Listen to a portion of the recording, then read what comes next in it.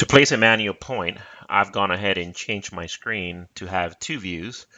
I'm going ahead and turn on some pipe to go ahead and add some points over to my hangers. In this case, I went ahead and specified the left screen, the left part of my screen to be a floor plan view, and the right side of the screen to show a 3D isometric of the area that I'm going to create points for. So we're going to concentrate in this area here with some hangers here. We have some pipes, and I'm going to zoom in to that area in the floor plan. So we have this little area here. Now, if you're working in a 2D environment, then no need to worry. You can go ahead and just place your points as you go and not have to worry about elevation. If you are working in a 3D environment and you do want to place the points at a certain elevation, then it's a good practice to kind of show both the 3D and the 2D. But we can go ahead and place the points in a 3D environment.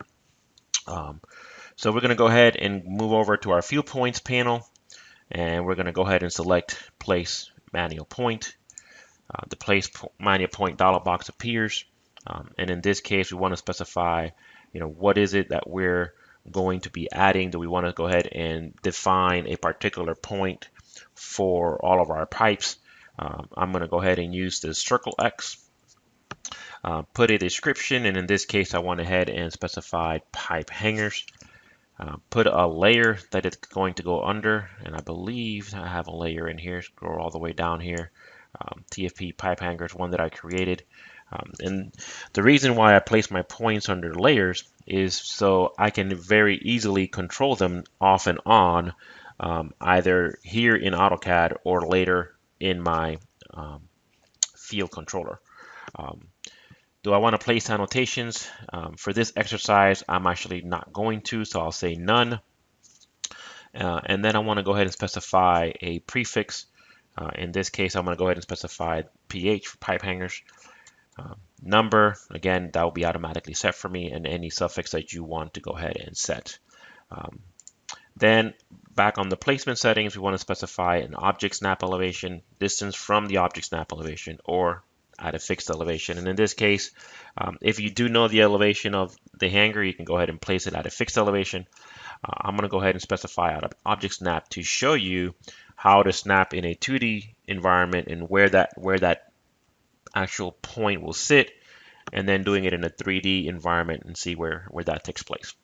All right, so we're ready to do our place. I did cover attributes under control points, but attributes again can be filled out and defined in our settings. All right, so we'll go ahead and hit place. So now I'm going to go ahead and place my first point over here in a 2D environment, and I'm going to go ahead and snap to the center of that hanger. And when I do that, you want to see, well, where is that placed actually over in the 3D environment? So if I look over here in the 3D environment, it's not up on top at all. So I want to kind of scroll down here somewhere, and it's somewhere down below. Let me exit the actual command here. I'm going to go back over here and click on it. So there you can actually see that it's snapped somewhere inside my hanger there.